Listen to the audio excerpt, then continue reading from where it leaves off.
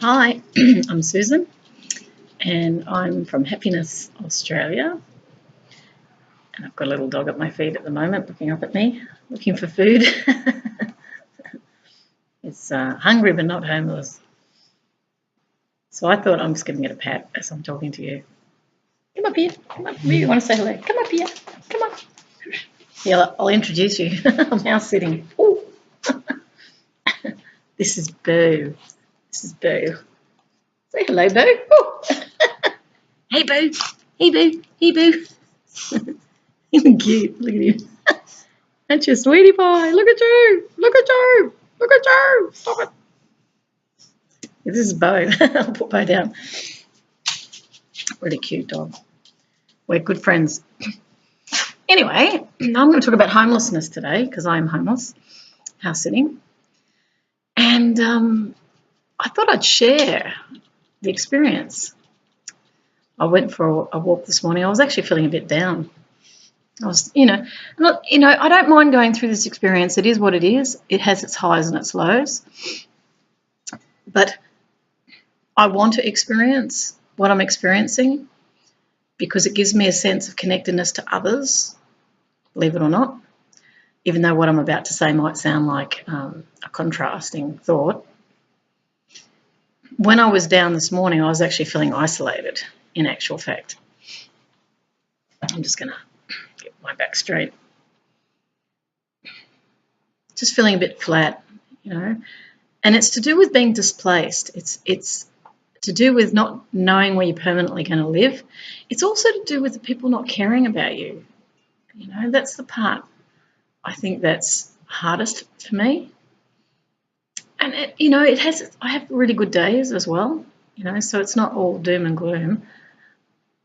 But I try not to take it personally because I believe people are very busy and they don't have this experience, so they don't get it. And I actually am starting to really deeply understand that. So I don't hold it against anybody that they don't reach out to help you or even to inquire if you're okay. Very few. So I just want to be quiet for a little bit because I like to go into more deeper contemplation.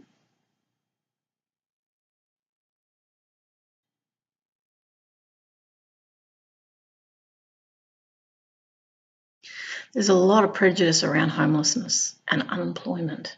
And I understand that too. I'm a trained economist, I know. It's because we were all heavily indoctrinated with the Protestant work ethic. If you don't work, you're lazy, and that's been a very strong mantra. If you're homeless, you've failed somehow. This is the victim blaming that happens. I've seen this in respect of bullying because I'm trained in the anti-bullying area as well. I have a lot of skills in a lot of areas in actual fact, so I can see a lot. I had an experience the other day where I was very friendly to this lady and she would have thought, oh yeah, she's similar to me, probably got a family, blah, blah. And we actually had a really great chat. And then she said, oh, so where do you normally live? And she found out I was house sitting. And I said, I actually know where. She goes, oh, you're homeless. And what was interesting is the conversation went south after that. And what that means is she got interested in her crossword puzzle. And that, to me, is reflective of the collective denial of homelessness. She's a nice woman, definitely. Whilst I'm in her mindset, doing all the normal things just like her. So the way that would be thought through is you're just like me until she realises I've got nothing. And then she starts to obviously think she's not like me. She's a this or she's a that. And there would be a lot of judgments hanging off that word homeless. So I'm always very keen to tell people I'm homeless because of all the prejudices that hang off it. And here I don't look like a homeless person. I'm not on drugs, well-dressed. I wear makeup.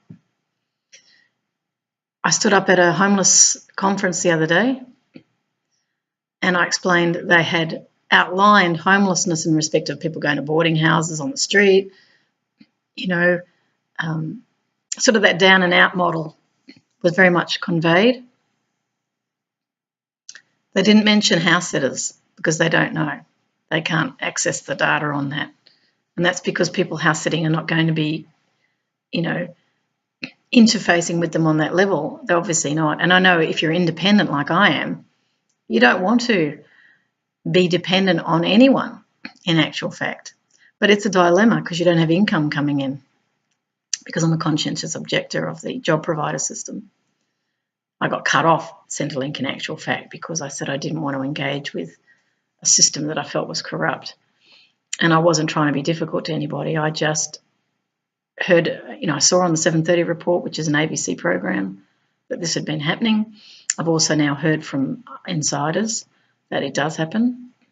And essentially it's because they've tried to make a public sector operation competitive.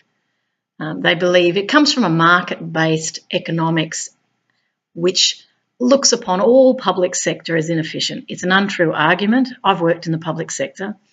I've worked in the private sector, and I'm an economist, I know. It's not that the government was inefficient. It was that the government was not focused on money. It was focused on the services. So its role was to deliver services. So it used the tax base or taxes to fund delivery of services. But what's happened now is the infiltration of this government model by business interests that believe the market is more efficient. And it comes from, rational economics, neoliberalism. It comes from this belief that the market is more efficient than government. That was never true. That was propaganda. In actual fact, what that propaganda was about was to access the tax base. So over time, and I can actually remember when all this changed in Australia because I was studying economics from 89 until 1992. And that's when the users pay philosophy came into government. Prior to that, we had free education, free healthcare, free transport, free roads, infrastructure, the various things that we needed. Electricity was very cheap. We didn't pay water. We do now because it's a competitive structure. So in 1992, I was finishing my degree in economics, but that was around the time that users' pay came in, which means you pay for what you use. Now, this was the first massive distortion of government provision of services. It meant, okay, so you use a car park, you have to pay for it. Now we're seeing it in respect of toll roads. You use a road that they've now put a toll on, which was originally built, many of them have been originally built by the public sector. We're now seeing increasing costs in medical. We're definitely seeing it at the universities where these were paid for by the government. This is to do with undergraduate, postgraduate qualifications was, certainly undergraduate was free. Then we brought in the HECS. HECS came in again around the time I was at university, sadly. In fact, the first year was 1989, which is when I accessed the university system. Prior to that, it was free education. And the public just went with it because they don't know any different and they believe in the authority. So going back to my conscientious objection to the job provider system, they have essentially sold off the provision of job providers in the sense of the government under the Commonwealth Employment CES service actually helped people find jobs, but it wasn't a coercive approach. It was just you put jobs up on job boards, people got paid every fortnight. There was no hassle around it. It was actually a very simple system. There was certainly no guilt if you don't do as you're told or cutting you off. There was none of that. It was a service, Commonwealth Employment Service. Now, when that privatised, which is what's happened, the government has subcontracted out, if you like, that service delivery. It's made them competitive for the job applicant. They want them to sign on to their job service. They get money for that. They get them jobs, they get money for that. So the corruption within that is people end up getting their jobs outside of that system, and the job provider wants to get your signature on a piece of paper to say that it got you the job. So it looks for ways to get you into that centre, into that organisation, even if it's once every fortnight, so that you are physically on location and they can take the credit for what a job you get. So it's open to corruption, obviously. They're dependent on government money, all of them. So let's just say the government makes a mistake and has too many. They're all going to be competing for these clients from Centrelink, which Centrelink is the Australian welfare, social security, if you like. They're the ones that provide the money from the government coffers. Now, from the point of view of the job search person, they get a lot of pressure put on them to getting work. They're treated in an inferior way. There's an inequality already inherent within that. And I've already seen within the Centrelink, certainly I've been told I'm unequal. So in the system, I'm unequal. Outside of the system, apparently I'm a citizen. I don't agree with that at all. Equality is equality across the board. So I objected to engaging with that because I'm not going to allow people to make money out of me. I'd rather have the money given to me, actually, so that I can go and get my business started, which is peace, education and conflict resolution. Being a female hasn't helped, I have to admit. And people could say, well, you can pull that card. Well, that card is true. I've worked in hundreds of companies and I've come into very strong realisations of late within the last few years that really it is true that there is this perception of females. I've always regarded myself really in respect of my role or what I was doing. I never really thought about it was for real that as a female I'm a second-class citizen. Well, I am. I can see it now because I know how qualified I am. And here I am, homeless with no money because I've chosen principle over profit. I'm penalised for it. So going back to my walk this morning, I was feeling down because you notice that people don't ring you, you don't get invited. I haven't been invited out to a dinner party for years because I don't have a partner. So there's social isolation in that. You don't fit the box and people don't feel comfortable if there's one of you. They want to. But personally, I haven't cared because I don't really socialise much anymore. I've been so focused on what's going on in the world and my contribution to that. I wanted to work for humanity, and that's a pretty lone journey, but that's my desire. So I'm walking and I'm just sort of, feeling sad about the various people who haven't contacted me, even my own family. They're not present. And I don't, again, I'm just saying this, there's many people who are homeless. There's about 100,000 here in Australia. And we've also got an additional pool of 3 million who are in poverty. So we've got a serious issue here. 3 million in poverty out of a population of, I think we're, 24 million now? 3 million's a high percentage, if you think about it. So there's massive redistribution of wealth from the community, if you like, to the private sector would be underlining all of this. And even in this subcontracting out of what was the public sector to private companies, and they're often now, I'm noticing, multinationals from other countries, the money's going out of the country. This was the tax base. So we're seeing a massive shift. Not only have we seen the shift in respect of government focus on business, but we're seeing it in respect of now public monies. So I'm walking and feeling down. And I'm just going to go into that for a moment because I want to share it. Felt very alone, isolated.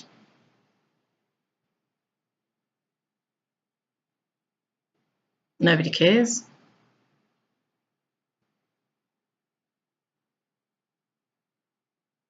A lot of uncertainty because you don't know what's coming up next, which is, in my case, normal. You're displaced because you can't get a foothold. You can't afford a home. There's no way. Well, I've got $15 in my purse, $30 in my account, if that. I think I've got 25 in my account now. Money may come this week, may not. because I'm helping a lady with her life story, but I'm only paid a pittance for it. It's not a living wage or anything. So that means food or petrol. That's how close to the bone I am. And I know I'm alluding a bit, but that's okay. I did try and get my superannuation from the government under hardship. They won't give it to me. The superannuation funds, non-responsive.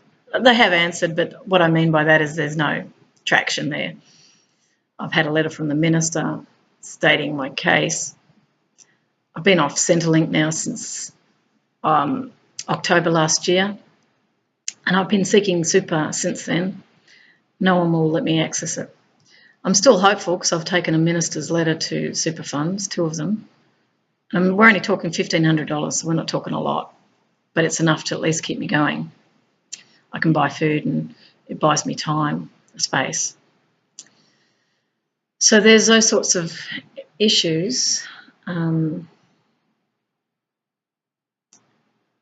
just reflecting. Yeah, so I was feeling sad. But I actually do want to bring in something positive, which is my nature.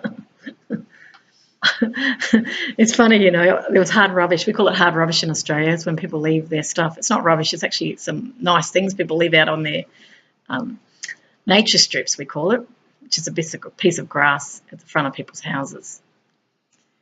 People might leave tables, chairs, crockery, plates, dishes. They might leave toys, their children's toys, out the front of their house, and someone comes along and picks it up. But people can come along and pick it up. So this is called hard rubbish. So I started looking at some, and look, I hardly touched it. And I heard this music. I'm going, what's this music? This is really interesting. And I can demonstrate what I heard, right? That's what I heard. I was happy. I'm going, oh, that's interesting. Ooh. Hear that? Ooh, ooh, ooh. Ha, ha, ha, ha. Reminds me of Mexico. Reminds me of LA. It was a Mexican quarter in LA. Reminds me of the poor Mexicans who, a few of them be homeless, definitely. They've got big 50 million in Mexico. Isn't that gorgeous? That's what it was. See the clown shoes? That's quite relevant to me. Isn't that cute? This goes on forever. Clown shoes. I'm a clown. That's why it's relevant to me. Here I am down, walking, and then I hear this song, ooh, ha, ha, ha. And, of course, I've clowned all over the world, and I've clowned in slums and, with people that are homeless, mate, and I've given a lot of love and joy to those who weren't cared about, interestingly enough. And here I find myself in a situation where I'm noticing people aren't caring about me, So I don't know. I didn't obviously get a karmic. Nothing karmic came back. I did, actually. I won't say that. I mean, this happened. When I heard the laughter, I laughed my head off because it's like, that's what we did as clowns, laughed. And it was almost like a bit of magic in the life going, be a clown again, go and be a clown. And I might, I've thought about it, getting dressed up and off I go. Although the money side obviously is tricky. I couldn't drive anywhere. Someone would have to fund me. But I was teaching as a clown peace education in schools years ago. It's always been my dream to teach the children peace and happiness. And I'll just say another thing on top of this. When I was walking the dog yesterday, little children were across the street. And I do love kids. I love them a lot. But I see them as equals because I'm a clown. Anyway, these children were looking at the dog. They liked it. But they're on the other side of the road. And then little boy, about 4, he's walking ahead of another little boy, similar age. And he's going, I want to be a clown. And he doesn't know I'm a clown. And then the little boy behind him goes, oh, clowns are scary. And my heart went up and then my heart went down. It was like, no, Stephen King. I'd love to bloody, but then I'd be a scary clown. No, he needs a hug is what he needs, actually. I think of the damage he's done to little children who love clowns. The sadness that comes into their world through all the scary images that have been put in the media. People have no idea what you're doing to the youngest generation. You're destroying their lives. You've got to bring them happiness and joy, not scary films. The scary clowns in the films are not clowns in real life. The real clowns are actually the most joyful, beautiful people who get kids laughing, and they relate to children. They play, and they also help kids to feel safe with adults, which I think is a good thing. I don't want children running around frightened of everybody. They don't even look in their eyes anymore. Children don't even look up at the people that are coming around them because their parents don't. Now, this is the social isolation I started off with in this conversation. We're letting fear determine everything. Oh my God, this person's at this person's at that. We judge. Judge Judy comes to mind. Guilty. You're not doing what I want. You don't think as I think. A very wise woman said to me yesterday. She said, that's the problem. She said, people think everyone should think like them. This is true. We're all different. We've all got different life circumstances. I got evicted out of a house, and I was bullied by an institution at the same time, and I wanted to finish. I wanted to go home. Forget it. Over with. And then I got hounded by Centrelink for an overpayment they made on rent assistance, and they feel they've got license to monitor through telephones. They actually track people. I was shocked when I read that in their report. They track them. So the people in the lowest socioeconomic status who have no real education, and when I say that, this is not disparaging, this is more of a disadvantage to them because they don't realise what's happening. I'm educated, so I can find out these things. I'm a researcher. The realities of people being tracked is a breach of privacy. You're actually being tracked. And if they don't believe you, they think you're... And this is just speculative. This is not that they have any evidence that a person's defrauding or anything. It's more that if you're homeless, they want to see that, they want to check that you're actually homeless. Well, I suppose I can understand that, but just ring the person and go and visit them. Would be more honest and upfront rather than have somebody come to the driveway and film, which is what happened to me. So there's all this suspicion, this fear, this isolation in a society that's breaking down socially. The social recession is far worse than the economic recession that we're dealing with, and I'm now starting research into the reality of the economic malaise we're in. I don't regret being homeless. It's not easy at times, but at other times I feel probably freer than most. I need to work for humanity. If I was to really put a lot of energy into trying to get work, I'm 53, so it's highly unlikely I'll get a job anyway because people have prejudices around age, unfortunately. And I'm not socially connected, so I don't have the networks to make that happen. And as a consequence, a lot of judgment is focused at me. It's often non-verbal. But I have seen how vulnerable people are treated, and there's definitely an inequity around that. If people think you have position and power, they tend to be more respectful. If they think you're a failure, they won't respect you. And this is all around the accumulation of wealth as somehow connected to our identity and value. Well, it's not. It's a false belief system that needs questioning. Everyone is equal and we all have life experience. And I guess my message today would be, at the very least, if you know of people who you know are homeless, doesn't matter how cheerful they seem, reach your hand out and actually check on them. Find out how they are. Bring food around to them if they've got no income. Be active. One of my friends is definitely around, and she is overviewing me, thank goodness. But there's very few. And I'm not a person that you would necessarily categorise as down and out. If you look at me, if you talk to me, you would never even guess. Just the last point too, I went to a op shop, which is an opportunity shop here in Australia. This is where, You get secondhand items.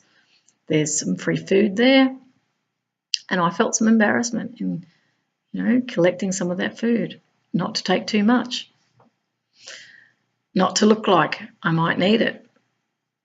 I had a little word in the ear of the lady at the shop because they had some clothing. Well, there was clothing outside for homeless, so I took a jacket, which is this one. It's a nice jacket. I actually was hoping I'd get something for free because I didn't have much money this week.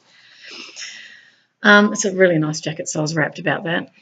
But what I said to her is, can you perhaps put the food in a spot where it's not so obvious to the public, so people don't feel embarrassed getting food? Because in this culture, there's a shame around it. But to be honest, there's a shame around it in India as well. I've been there, in Nepal, in third world countries. People look at them as second. They're even worse. The prejudice is even worse. I've witnessed it even in Thailand. Where people do have a nouveau riche, they're new rich, and then they see everyone as scum. Totally untrue, folks. As you put out into this life, it returns to you. What we do to others, we do to ourselves. And what my message is to unite the planet and to treat everybody with equal respect and give people an opportunity if you know that they're having some challenges, but don't judge them. You wait till you walk in their moccasins, mate. You will be a completely different person. I'm learning. It's been a good experience for me. I have much more empathy for everyone now who's living in poverty. So I send my love to those in poverty, those who are homeless, whether they be house sitting or in boarding houses or on the street, or maybe they're homeless going from couch to couch in different people's places. I've done that. Just know you're not alone, okay? There's a community out here who love you and who get you, and I'm one of them. Much love. Bye.